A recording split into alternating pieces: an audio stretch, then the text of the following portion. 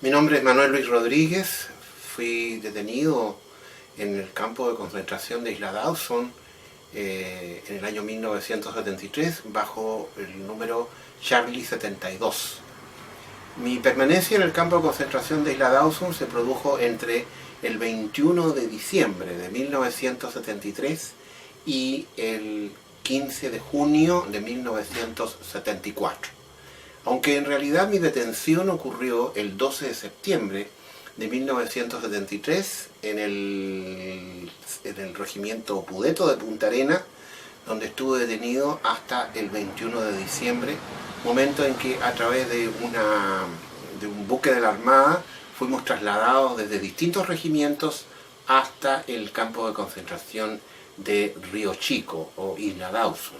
punto en el que además nos encontramos con quienes estaban detenidos desde el 12 de septiembre de 73 en el campo de detención de Compingín de Isla Dawson y con los detenidos o dirigentes nacionales de la Unidad Popular y del gobierno que se encontraban en lo que se denominó a continuación la Barraca Isla. La experiencia en el campo de concentración de Isla Dawson está marcada por, creo yo, tres hechos fundamentales. Por una parte, las condiciones rigurosas del clima obligaban naturalmente a una vida muy austera y además sometidos a la violencia física y verbal de los oficiales y suboficiales de la Guardia Militar. El campo de concentración era físicamente un campo que reunía las mismas condiciones y la misma forma de construcción de los campos de concentración que conocemos en la historia previa a la Segunda Guerra Mundial, en la Alemania nazi y en Europa. El campo de concentración estaba organizado en un conjunto de barracas aisladas unas con respecto a otras y con una guardia que se hacía una rotación de 40 días. Algunos hechos relevantes que me parece fundamental recordarlos dicen relación, por ejemplo, con el incendio de la guardia del campo de concentración ocurrida a fines de enero de 1974. Cada una de las barracas, éramos 4 barracas de detenidos políticos de Punta Arenas, más una barraca con los detenidos políticos de Santiago, tenía su propia brigada de bomberos, que en realidad no eran más que un grupo seleccionado de presos políticos que teníamos la misión de acarrear baldes de arena con el propósito de apagar un eventual incendio, considerando que la calefacción en cada una de las barracas y en la guardia del campo era basada en leña que nosotros mismos extraíamos del bosque aledaño al campo de concentración. El incendio se declaró en la tarde, hacia las 5:30 o 6 de la tarde, y entonces las brigadas de bomberos constituidas por los propios detenidos políticos del campo procedieron a abrir el techo de la casa, de un piso en realidad, de la guardia del campo de concentración y hacer una cadena humana con el propósito de retirar aquello que se encontraba en riesgo de incendio y de explosión en el entretecho de la casa de guardia. Estoy hablando de por lo menos unas 10 o 12 cajas de madera conteniendo municiones, granadas, fusiles, pistolas, ametralladoras y otros armamentos que estaban allí guardados para la eventualidad que los propios militares tenían en su propia imaginación. Lo paradójico entonces es que gracias a la acción de los bomberos, presos políticos del campo de concentración de Isla Dawson, no tuvo mayor efecto o mayores consecuencias el incendio de la guardia de su propio campo de concentración. En la noche, el oficial de ejército a cargo del campo de concentración recorrió cada una de las barracas agradeciéndonos a nosotros la misión cumplida y expresándonos de que a él y a muchos de los oficiales que se encontraban en el campo les habían contado una historia respecto de quiénes eran los dirigentes de la Unidad Popular allí detenidos, y ahora, expresión textual del oficial, dijo: ahora en realidad debo reconocer que estoy en presencia de seres humanos dignos, y naturalmente ese fue un reconocimiento de que algo había cambiado, por lo menos en su manera de ver. Un hecho significativo y en cierto modo también anecdótico, podría recordar de aquella experiencia, fue haber visto al ex rector de la Universidad Técnica del Estado, Enrique Kirchberg, y a Jaime Toá, que era uno de los dos de los detenidos que se encontraban en la Barraca Isla,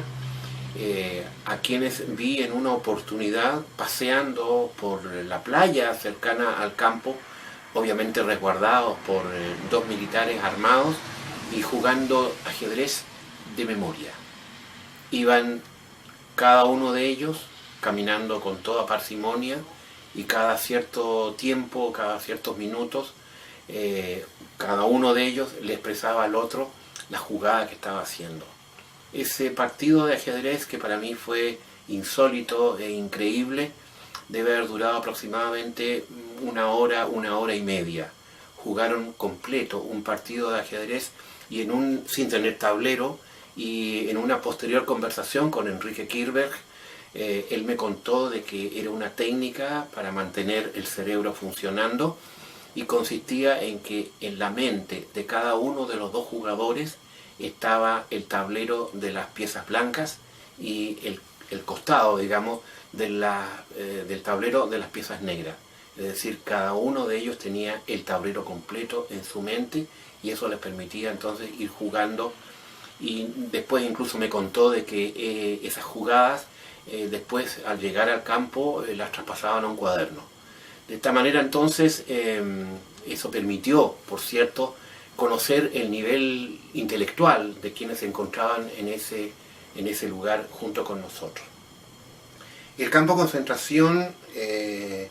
fue una experiencia desde el punto de vista humano extraordinariamente dolorosa y de sufrimiento, tanto por la distancia con respecto a nuestros familiares que acá en Punta Arenas sufrían a su vez también las inclemencias de la represión y del control de parte de los militares y de la guardia en el edificio de Cruz Roja, donde se recibían los paquetes y la correspondencia que nos era enviada a nosotros, y al mismo tiempo también era un sufrimiento para nosotros, particularmente por la incertidumbre respecto de qué es lo que iba a ocurrir con cada uno de nosotros. Y eso me trae a la memoria en una oportunidad, en una discusión o conversación con uno de los detenidos del campo de concentración. Me refiero yo a Benjamín Cárdenas, quien había sido funcionario del Servio y representante del PC en el Comité Político de la Unidad Popular, y que en una conversación entre ambos,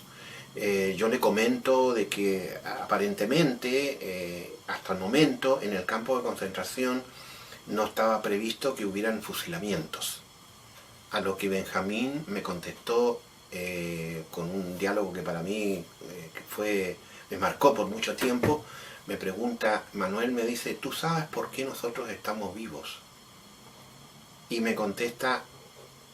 muy simple, nosotros estamos vivos simplemente porque no nos han matado. Yo creo que el recuerdo del campo de concentración de Isla Dawson debe perdurar para las futuras generaciones.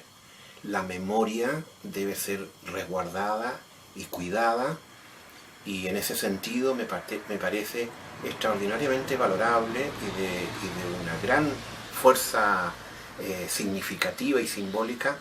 la creación de un memorial en Isla Dawson y la apertura del campo de concentración como un memorial abierto a todos los chilenos en una isla y en un lugar que pertenece a todos los chilenos, y no solamente a quienes vivimos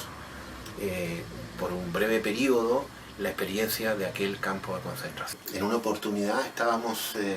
cortando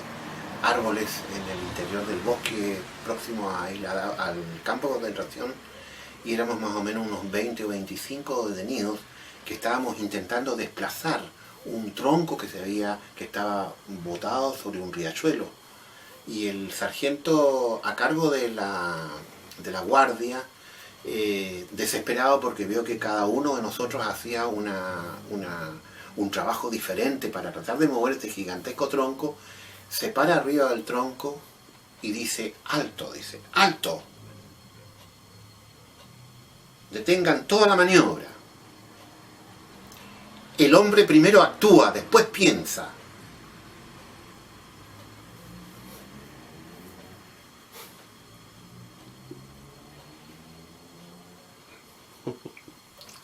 ¿Qué pasó con el tronco al final?